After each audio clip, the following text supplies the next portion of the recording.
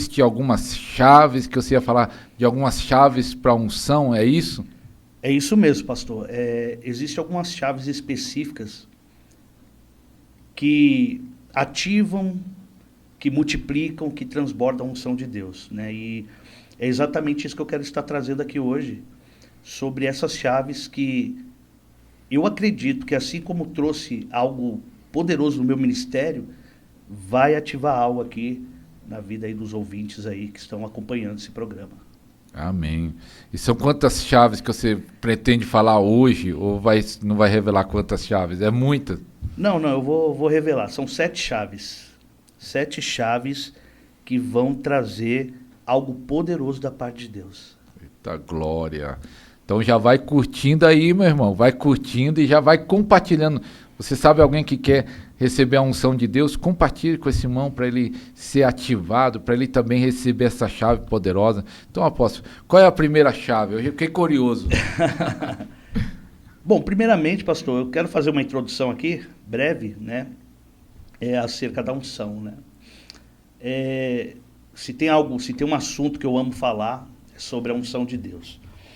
E nós precisamos primeiro entender que a unção de Deus é um agente capacitador, né? Como está lá na primeira epístola de João, capítulo 2, versículo 27, que a unção de Deus nos capacita para todas as coisas. Então nós precisamos entender primeiramente isso, que a unção é um agente capacitador em nossa vida, a qual foi nos dado para um propósito. É por isso que Jesus, quando ele sai do deserto e vai iniciar seu ministério, Jesus ele vai para Nazaré, ele vai para uma sinagoga no dia de sábado, Jesus abre o livro de Isaías e ele traz justamente aquela passagem, Isaías 60, 61, o Espírito do Senhor está sobre mim, porque ele me ungiu para, né? Esse para é o propósito, que ali Jesus fala, para pregar as boas novas aos quebrantados de coração, para libertar os cativos. Então ali revela o propósito da unção. Deus não unge ninguém sem propósito. Então a unção é um agente capacitador. Um agente capacitador que nos capacita para o propósito de Deus. A primeira chave que eu quero trazer aqui, pastor, é sobre o lugar onde a unção é ativada, é desenvolvida. E é um lugar que ninguém quer estar. Eita, isso é forte. Existe um lugar certo. Existe um lugar onde Deus nos coloca para desenvolver a unção. O nome desse lugar é deserto. Ixi. O deserto é o ambiente que Deus ele ativa e ele desenvolve a unção. Olha só que interessante, em Mateus capítulo 3, Jesus ele é ungido no Jordão. Ele é apresentado ali por João Batista, batizado, né? O céu se abre e o Espírito desce. O que está acontecendo ali? A unção. Ali, Deus está ungindo Jesus para o ministério. É por isso que eu costumo falar, Jesus não operou milagres antes do Jordão, antes do deserto. Ele não fez milagre. Por isso que a Bíblia não revela nada. Existem algumas histórias, se eu não me engano, até o livro de São Cipriano conta a história de Jesus como quando criança operando milagres. Mas eu não acredito nisso, porque eu acredito que ali no Jordão, Jesus ele foi batizado por João Batista, ou seja, ele precisou de um profeta para confirmar o ministério dele. Né? Até Jesus precisou de alguém para dizer, ó, esse aqui é o Cordeiro de Deus, para confirmar o ministério dele. Ali Jesus foi batizado, ali Jesus foi ungido, e é por isso que ele vai para o deserto cheio do Espírito Santo, vai passar pelo processo do deserto, e lá em Lucas capítulo 4, versículo 13, versículo 14, Jesus sai do deserto cheio da virtude. Na virtude, ou seja, no poder. Ele entrou no deserto cheio do Espírito, mas saiu cheio do poder. Porque uma coisa é você ser cheio do Espírito. Uma coisa é você ter o Espírito, outra coisa é você desenvolver o poder. Costumo falar muito isso, pastor. Inclusive eu falo isso em um dos meus livros, que é a unção de Elias para esses dias, sobre essa diferença de quem tem a unção e quem tem só o Espírito Santo. O Espírito Santo é o selo que te salva. A unção é aquilo que é desenvolvido para um propósito. Por que tem crente que não desenvolve a unção? Porque tem crente que não suporta o deserto. Quando ele entra nesse período, nessa fase de iniciar o processo, porque o deserto, quando a gente fala de deserto, né? É lógico que na Bíblia, para Jesus, para o povo de Israel, o deserto foi um ambiente, literalmente um ambiente, né? Que é um ambiente árido, seco, de necessidades. Para nós, o deserto é uma fase de escassez, uma fase, quando nós falamos de deserto, quando a Bíblia está falando de deserto e trazendo essa aplicação para a nossa vida, nós estamos falando de um tempo de dificuldade. Então é esse processo, e é nesse processo chamado deserto que Deus vai habilitar, vai desenvolver a unção. Então, quando Jesus ele entra no deserto, é ali que a unção é desenvolvida. Eu tenho uma mensagem que eu falo sobre o maná. Quando que Deus... O que foi o maná, pastor? O maná, ele foi vamos dizer, a forma que Deus usou para treinar Israel, para habilitar Israel. O maná foi dado aonde? No deserto. Né? Então, quando Israel clamou por maná, eles estavam lembrando da comida do Egito, né? E aí Deus manda o maná. O maná, ele só durou o tempo que Israel esteve no deserto. No dia que Israel saiu do deserto, em Josué, capítulo 5, versículo 12, eles comeram da terra de Canaã, pisando nas campinas de Jericó, naquele dia o maná cessou. Por quê? Porque o maná foi a maneira que Deus usou para treinar esse povo, porque eles comiam, o maná era a porção diária, né? Se eles pegassem uma porção a mais, estragava. Porque era Deus ensinando eles ao quê? A viver da fé, a depender. Olha que interessante, Jesus quando estava no deserto, ele comeu pão dos anjos, não comeu, pastor? Comeu. Esse pão dos anjos é o maná. Porque lá no Salmo 78, se eu não me engano, diz assim que o salmista, ele salmodiando, ele diz assim: e comeste o pão dos anjos, o maná. Ele fala que o maná é o pão dos anjos.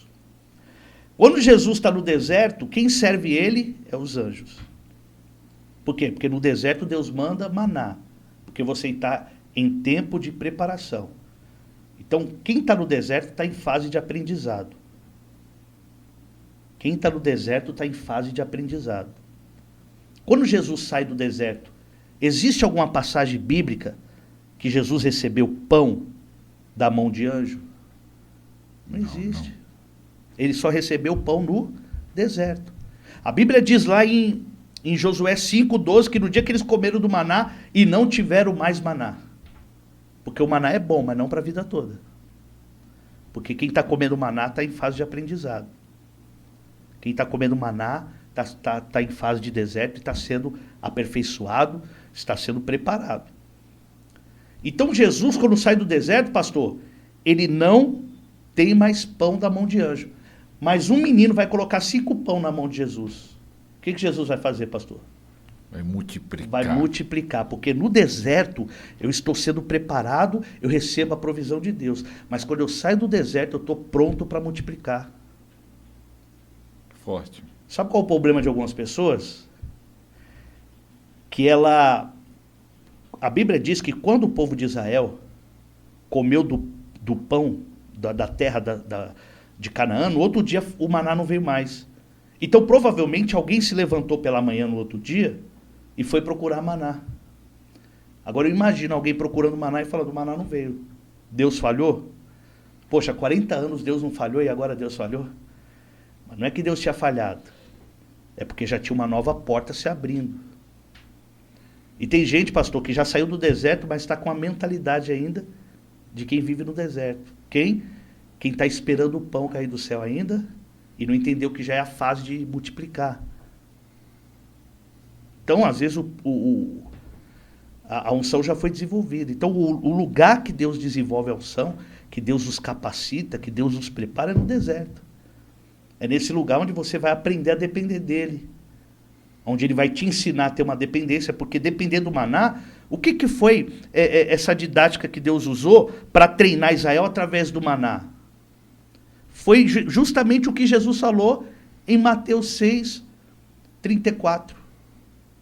Não vos preocupei com o dia de amanhã. Ou seja, quando Deus deu o maná, Deus estava pregando isso para Israel. Eu vou ensinar vocês a viver essa palavra. Come a porção de hoje e amanhã. Não vos preocupei com o dia de amanhã. Cabe cada dia o seu mal. Então esse processo, né, é por isso que Jesus ele entra no deserto. Ele entra cheio do Espírito, mas ele sai cheio da virtude, cheio do poder e pronto para ministrar, para fazer milagre, para iniciar o seu ministério. Então, a primeira chave é passar pelo processo do deserto. E o apóstolo estava falando isso, eu estava vendo que o próprio Jesus, perfeito, santo, filho de Deus, teve que passar por esse processo de ir para o deserto. Imagine nós. Exatamente isso. A gente precisa, pastor, o que a gente precisa entender? Se nós entendêssemos, se nós souber entender os tempos, os processos de Deus na nossa vida, nós vamos nos frustrar menos. Por que nós nos frustramos? Porque nós não discernimos as fases, as etapas da nossa vida. Ou seja, se nós soubéssemos, poxa, eu estou num processo, peraí, não, então eu preciso respeitar esse processo, saber o que é para esse processo, o que eu preciso fazer nesse tempo, nós não íamos ficar criando expectativas em coisas e nos frustrando. Porque as nossas maiores frustrações é justamente em cima das nossas expectativas. Por quê? Porque nós não discernimos o tempo que estamos vivendo. Jesus ele respeitava tanto isso, que quando Jesus ele inicia o ministério dele, ele inicia o ministério, mas Jesus inicia o ministério em silêncio. Ele não inicia fazendo barulho. Tanto é que o primeiro milagre dele é dentro de uma festa. Não é exposto na rua, no meio da multidão. Porque ele sabe que tem etapa. Tudo vai ter seu tempo. E quando tiver que o nome dele ser honrado em Jerusalém, como vai ser, Deus vai ter um Lázaro para ele ressuscitar. Um Lázaro morto há 4 dias. Mas enquanto não chega esse tempo, Jesus ele cura e ele fala assim, ó, não conta para ninguém. Se fosse nós, pastor, quando alguém é curado, a primeira coisa que a gente faz, já grava vem cá, um já vídeo. conta o seu testemunho aqui. Deixa eu postar isso hoje no Instagram. Mas porque Jesus ele respeitava muito, porque se ele fosse... Isso é tão interessante que os irmãos de Jesus, não me recordo a passagem, eles chegam em Jesus e falam assim, por que você não vai para Jerusalém? Quem quer ser conhecido, vai para Jerusalém. Jesus fala, não chegou o meu tempo. Eles não entenderam. Entendeu? Não era o tempo de ir para Jerusalém. Quando chegou o tempo, Jesus ressuscitou Lázaro em Betânia, do lado de Jerusalém. Até judeu se converteu. Mas ali também estava muito próximo dele cumprir o propósito da morte. Então, se Jesus ele aparece cedo, ele também morre mais cedo. Então, se a gente aprende a respeitar esse processo, entender, o deserto é um processo. E a gente aprende a entender esse processo, a descansar nesse processo, nós não vamos nos frustrar. É por isso que a primeira chave para quem quer ter da unção, para quem quer carregar o poder de Deus, é aprender a passar por esses processos e entender que tudo tem uma finalidade.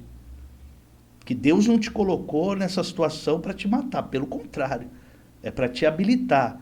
Porque o que nós chamamos de deserto, Deus chama de um lugar de transformação. Acho que no segundo programa você disse que prova não mata ninguém. Humilhação, né? Humilhação. Eu nunca vi ninguém morrer de humilhação. Eu nunca vi alguém... Eu fui tão humilhado que... Morreu. Tanto é que, na verdade, o que mais mata é... A honra mata mais do que a humilhação. Né? A honra mata. Pessoas que não estão preparadas para a honra, quando ela é honrada, ela morre.